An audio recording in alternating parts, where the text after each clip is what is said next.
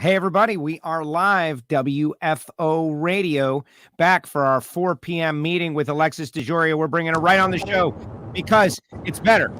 Okay. You're, All right. Good deal. I've got to talk to you about this win, Alexis. You finally broke through. Let's get on the record real quick. Yes. So thrilled for our team. I mean, we had a couple bad showings the last few races, going out first round, not qualifying where we usually qualify. So, we were down in the dumps and we're just kind of wondering, man, we've only got a few races left. We really want to make something happen. And man, did we do it on both ends. We got number one qualifier and we won the race, which is something I've never done in my career. I've gotten number one qualifiers, but never at the same time.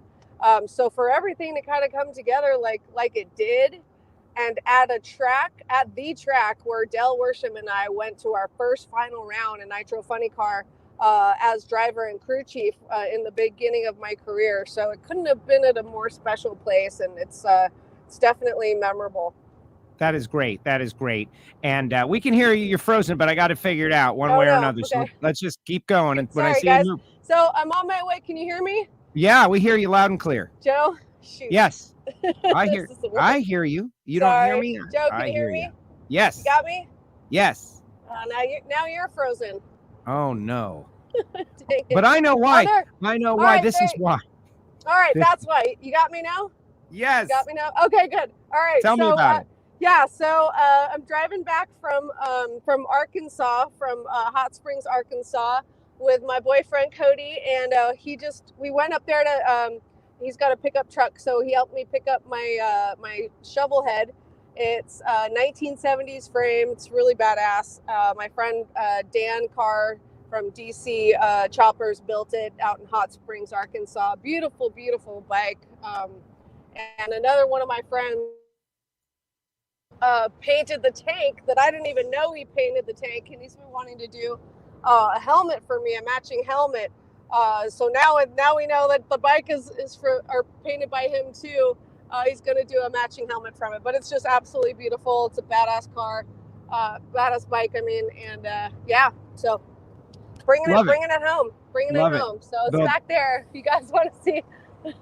Yeah, well, so your video is still frozen. You're frozen up on our video, but we hear you. You want to try to come back in one more time? Let's kick you out. Come back in one more time. Let's try it. We got to get Alexis one more time because, hey, the internet, she's on the road. Like, what's wrong with the internet? Why can't she broadcast live from a moving vehicle in the middle of the desert?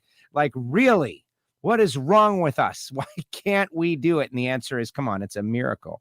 Now, it was a great win for Alexis, and we'll talk a little bit about that. She's coming back in. We got her now. Hey, you got me? Racing. Yes. All right. Now I can really show you. Here we go. There we go. There's my baby. Awesome. Yeah, look at that thing. Beautiful. Where are you going to ride that? Where am I not going to ride it? I'm going to ride it everywhere I possibly can. Small tank, though, obviously, doesn't get a ton of miles. It's not for like long trips, so it'll just be kind of bombing around town or, maybe a bike show or something like that. But super fun. Yeah. Well, it looks fun, and to me, I'm not a motorcycle person necessarily per se. I'm more of a car because I don't like the balance, right? But I think it fits your personality perfectly. Classic. Yeah, definitely does. All right, so let's talk about this race win before somebody freezes up again. Yes. And, number one qualifier, we stood on the stage, beat Paul Lee. To me, the run, though, against Robert Height, right? Like you and Robert left together. You uncork a 90, and that sends you to the final round against JR. But, like, getting by Robert, that said, to me, it was your day. That really cemented things for me, I think. Going up against Robert Height, we had a good car. We made it down the track every run. Really consistent, and especially at that track in Bristol, it's hard because there's that tunnel underneath the track, and there's bumps out there, and as Tasca would say, they're like ski jumps. They're so bad. Yeah. But so getting over those, transitioning smoothly over those bumps and being able to make a good run was key this race. And Del and Nikki, once they figured that out, that car was unstoppable. And going up against Robert Height, I had a good feeling at that point. Once I got to the semis and going up against Robert, I just had this feeling, man. I was like, I just knew we were going to win. I just knew it. And like, I didn't have a care in the world. I just knew it. And that was a hard round. So was the finals going up against JR. But I just kind of knew at that point. I was like, you know what, this is our race. That is great. And then the final round, 002 light. Like that's an anticipation, but it was a long tree. You anticipated it, and it came up green. That's part of racing. Thank God, because it was a very long light. I didn't even notice it at that point, really. I was so damn focused. It reminded me of the finals in Indy against John Force when I cut that really good light. I was just in it. I was focused. I saw that light come on. Luckily I had the car stage shallow like I always do. I try to stage shallow and just cut good lights and be fair and legit. And, luckily the green was on and not the red. But yeah, when we got back, they were like, it was like a, four something tree. Like it was one of the longest trees that we've ever seen. It was long. I was watching and I was like, come on. Yeah, my toe started to curl in my boot, and I was like, and I brought the RPMs up a little bit. Dell and Nikki were like, oh, no. And luckily, I didn't double step or anything.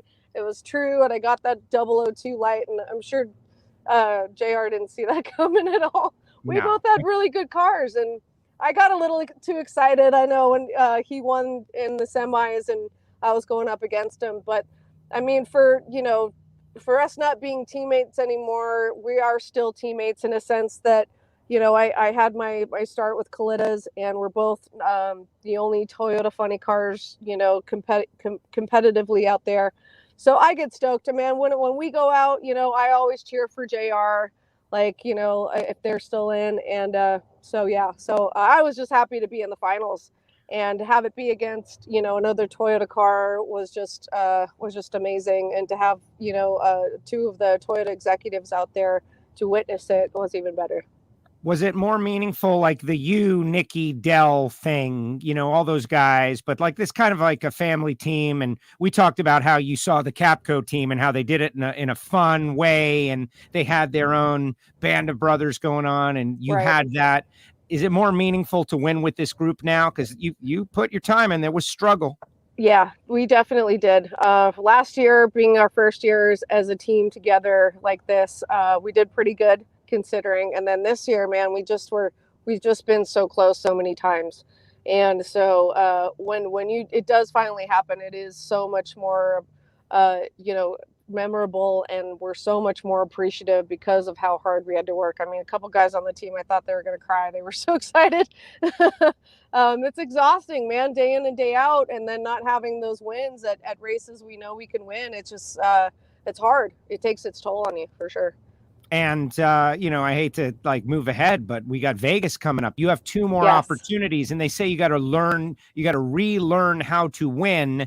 I'm looking at your points standings. Like you could be as high as 3rd pretty easily. It's crazy, with a couple of good performances. Yeah, if everything goes right. I mean, the field is so close right now in the championship points. I think we're like 1 round out of 7th, 2 out of, I don't know. It's really insane right now how close we get. Obviously, we're out of the championship hunt. But we're just gonna, this is all planning for the future too. We're still just our 2nd year as a new team.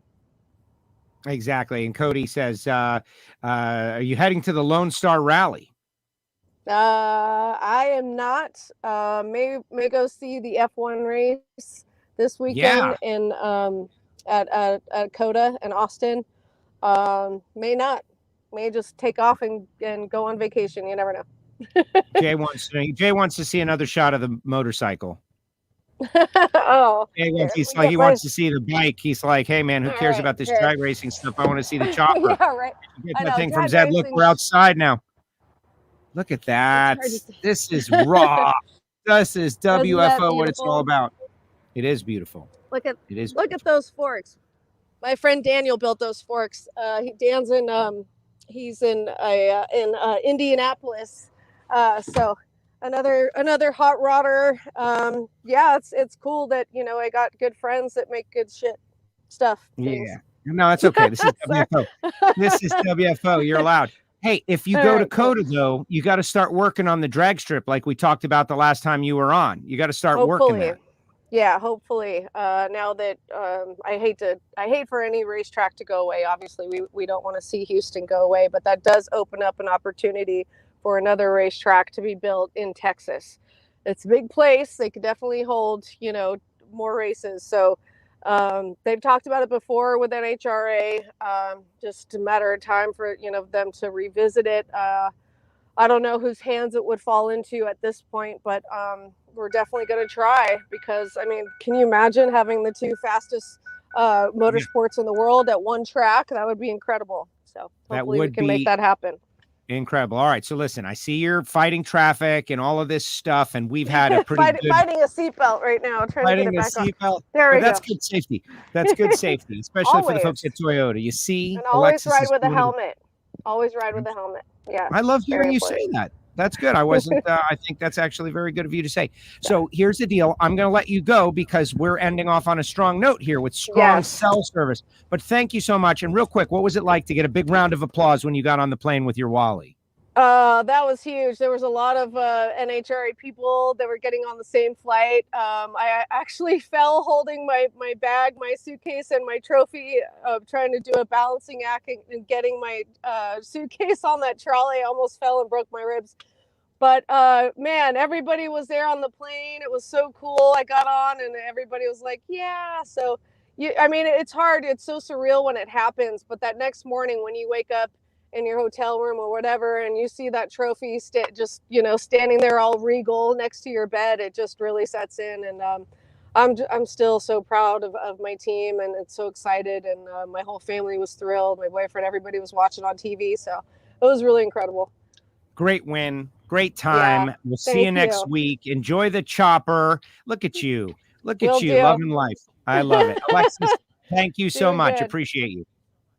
Thanks, Joe. Appreciate it. There she goes. Alexis DeJoria with us here on WFO Radio. And I think, like, when it comes to WFO, it's supposed to be real, it's supposed to be raw, and it's supposed to be genuine emotion. And that is exactly what we just got from Alexis DeJoria. And if you're just signing on, you'll be able to watch this on YouTube. You'll be able to see it on our Facebook page, on Twitter, and all of those folks.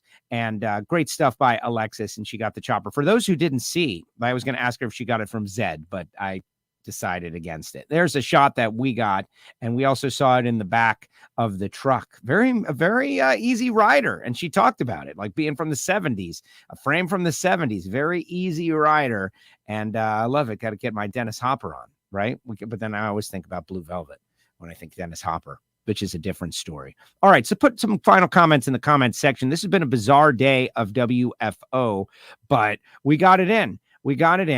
And I'm thrilled. Yesterday we had Angel. Today we had Alexis. We had Alan Reinhart early in the week. Next week, we've already confirmed Greg Anderson Monday, Greg Anderson. And Ron Capps probably Wednesday. And then we're off to Vegas, baby. We're off to Vegas. Now, earlier in the show, I did ask everybody to take note on the big Rookie of the Year battle. I have put a tweet out on WFO Radio's Twitter handle. Follow us on WFO Radio. Retweet for Josh Hart, like for Dallas Glenn. Your thoughts in the Rookie of the Year battle. I would love for everybody. I mean, obviously, I want it to go out there. And those poll questions are always tough. Retweet for Josh Hart, like for Dallas Glenn. You know, it's kind of not fair because then only the people who get to see it are Josh Hart fans. But you never know. Retweet for Josh Hart, like for Dallas Glenn. Also, we launched our WFO Radio merch store. It is out there. The links are up on the social pages. And if you want a hoodie, everyone's been asking for hoodies. Like, where are the hoodies? That's where you get them, along with iPhone cases and all that stuff with our WFO Radio logos. I'll put that up in the chat section right now while you put your final comments in the comment section if you want to get in on the WFO store. And they're doing like 35% off right now. It's kind of interesting, mostly for international viewers out there who have struggles to get the gear, right? Because they don't make it. Well, this place, they make the gear internationally, like somewhere near you. And that is cool. All right. So people asked me earlier on about my best collectible that I had here. And I didn't feel like getting, and look at this, Monica's placing orders for hoodies tonight. I didn't feel like getting it, but now I did. And so just to finish the week of WFO, I'm going to show you a couple of my great collectibles that I have. Okay, like this, one of a kind, still in the bag. Miami Hollywood Motorsports Park t-shirt, still in the bag from the Citrus Nationals from like 1980 something. I quote Dan Pastorini and Bob Moats on the shirt. What do I do with this? Like, what do you do with this? I've had people offer to purchase it from me. And I don't know, man. What do I do with this? This kind of goes with the Christmas tree. I have a in the bag Miami Hollywood Speedway t-shirt. Like, this makes Miami Hollywood fans really jealous. It goes with the tree, obviously. This is something that was given to me by the folks at Daytona International. It is not drag racing related, but it is Daytona Speedway. They gave me the old track, and they gave me a big chunk of it too. Like, I think I won this in some sort of a contest, like, you know, best media person of the world, something like this. But this is Daytona International Speedway, the second rendition, the one that they tore up about 10 years ago. And I keep it in the studio just to, you know, feel the ghosts, like, you know, Earnhardt won on this asphalt, which I thought was really cool. And I keep it around. Like, I don't buy stuff. It's always things that no one else can get or they don't have. Like this. Look at this. What the heck is this? It's Miller. It's point of purchase. See defending champion Ed the Ace McCullough at the, what is that, 18th annual NHRA Gator Nationals, 1987. And to find out how to listen, you can listen to FM 98.5 and maybe win this 1987 Oldsmobile Cutlass GT. Wow. This is like real obscure drag racing collectible stuff. You're like, no, who's got one of these? Right? Nobody does. I do. I have this. And then my favorite collectible is my Super Pro Track Champion trophy over there. But this is one from my childhood, which I brought out. You may recall back in the day, NHRA's like apparel sales, they were trying to be cool. And when I was a kid, this was the coolest thing that they offered, as far as I'm concerned. It's a simulated Silver Fire jacket, right? And we added the Trans Am patch and the NHRA member patch. I got this when I was like 9 or something. And each year we would put on, like those crazy guys that put on the patches on the back. I keep this around because, you know, NHRA for life. First Gator Nationals I went to right there, 1980. And then 81, 82, 83, I got my little patch collection. And then I got bigger and I gave up and stopped putting them on this thing because I'm going to grow out of it. But got to keep this. And how great is that? Maybe I'll give it to the little nephew. No way. He'll ruin it or break it or grow out of it. And so there it is. I did some searching for the earlier show that we did just to drive home a couple of points. Final comments as I tell you about the people who make it possible for us to do WFO radio. Like, for instance, samtech.edu, the School of Automotive Machinists and Technology. Start your education at full speed with Samtech. Blockhead, CNC programs, motorsport EFI tuning. They're approved to train veterans under the GI Bill. Check them out if that's your career path. They'll help you get there. And Total Seal Piston Rings, the leader in ring seal technology, totalseal.com. I'll be out at the PRI show doing some stuff from the Total Seal booth. If you're going to be out there, make plans to be in the Total Seal booth when I am in force. TotalSeal.com. You can hear the Hidden Horsepower podcast right from the website. Frank Hawley's Drag Racing School, the Dragster Adventure at FrankHawley.com. If you want to become a licensed racer like Travis Shoemake, or maybe you just want to do the Dragster Adventure, go to FrankHawley.com, give him a call, tell him you heard about it on WFO Radio. And then there's Marvin Rodak, Rodak'sCoffeeandGrills.com, hot sauces and spice rubs and everything good, Marvin Rodak. Now go to the website if you want some free stickers. Click on the WFO store. You can find the link to the new swag shop for all you folks that are, you know, a challenge to get stuff to. And you can find out how to send me a self-addressed stamped envelope, and I will fill it with stickers and send it back to you. But you got to do the busy work. Self-addressed stamped envelope.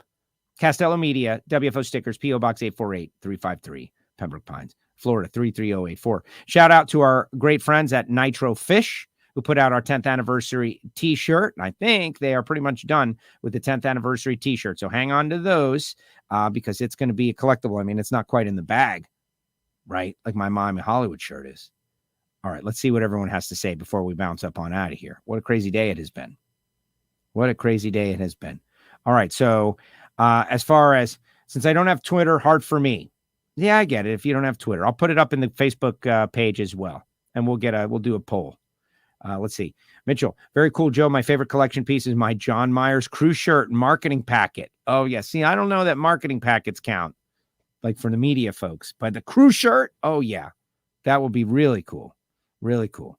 Monica, love that it's in the package. Yeah, love the package. Now, a T-shirt in a package, like, what do I do with it? Do I open it? Do I put it on? Do I wear it?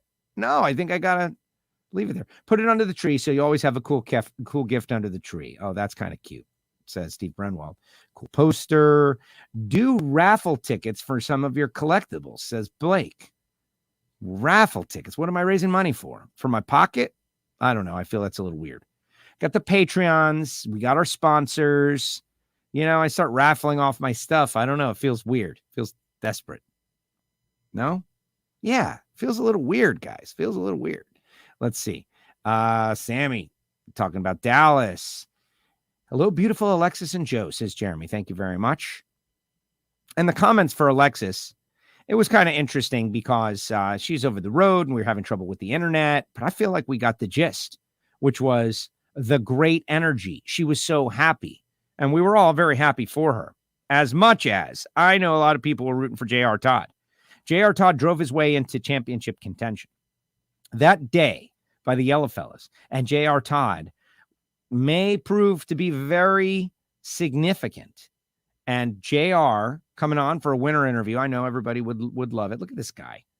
He's hitting on Alexis through WFO. Come on, man. He's got a boyfriend. They're out on a little date, doing something together. And Gene, maybe that is, I don't know. Just something to think about. Jay, thank you, Alexis. See you in Pomona. Everyone's going to Pomona. We're all going to Pomona. And that is great. Thank you for you to give to your nephew. Well, what a good idea. Look at Daniel Wilkerson. I know you have to remain impartial, so give us your pitch for Rookie of the Year, both drivers. Oh, man, I thought I was out. And Daniel Wilkerson pulls me right back in. Well, Josh Hart has won a much larger percentage of the races that he has been in. Now, that percentage is going down every time he shows up and doesn't win, but he won 2 of his first 8. And he won his first race, which is insane. And he's got such great stats against champions and championship contenders. And he did make something out of nothing, where he was going to just, it wasn't going to work out, right? He was going to pay someone else, and someone else, it didn't work out. And instead he decided to go all in and made it happen. And now look, it's happening, and it'll be happening in the next year. And that's great news. And he brought in RL Carriers, and he's brought in some, Bernie's obviously, and others, and Josh Hart sponsors like Taylor Iacono and other racers out there that you don't even know that he does.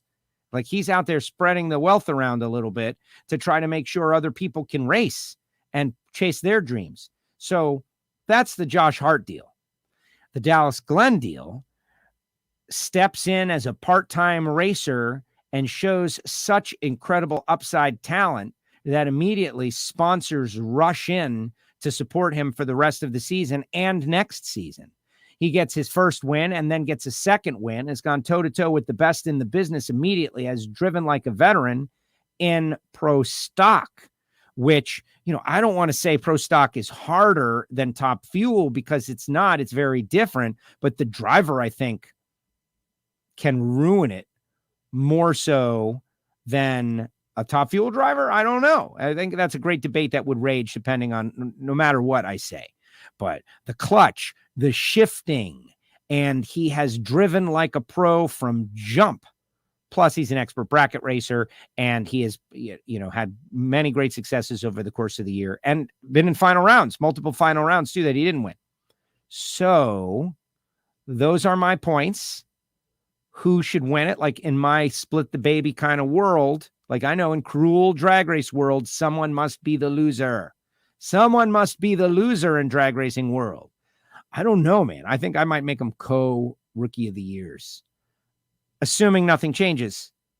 If Dallas Glenn goes out and wins another race, wins the Auto Club finals, or if Josh Hart does the same, then like whoever finishes with more wins is the rookie of the year. Like if Dallas has 3 and Josh has 2, Dallas wins.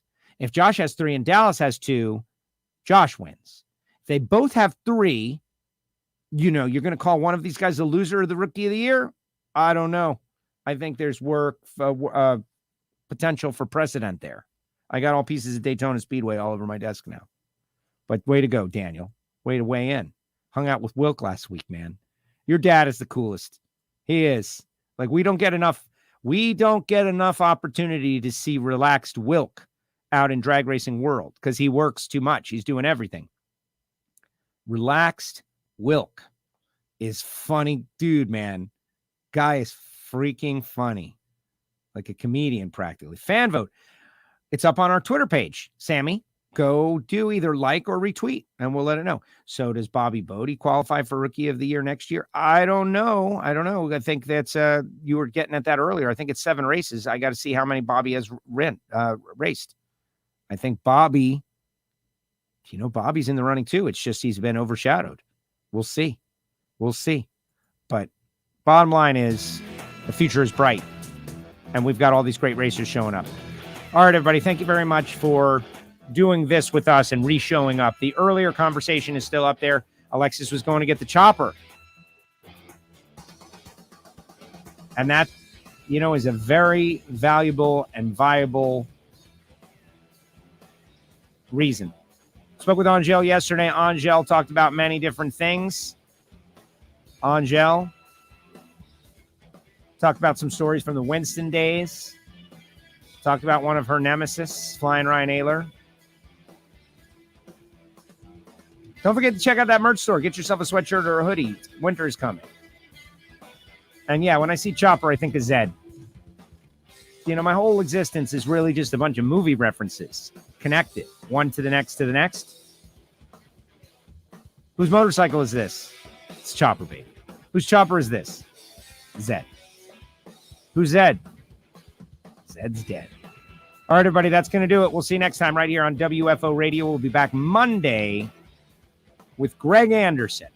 And then the rest of the week will take shape. I have no idea what will happen, but that's why you got to log on. Have fun at my reunion. Yeah, 30 years. We'll see. Rookie of the Year. Oh, wow. Wilk on J.R. Todd in Dallas. He's wound up, isn't he? Put a link onto the store. I already did. It's up there in our chat section. You'll be able to get it. No doubt. What are the qualifying averages? That could be a good tiebreaker. Yeah, I don't know if I like that. I don't know if I like it because it's so based on things not in control of the driver, right? Rookie of the Year, think about it. Go to the poll, WFO Radio on Twitter. See you next week. Have a great weekend, everybody. Thank you, Alexis.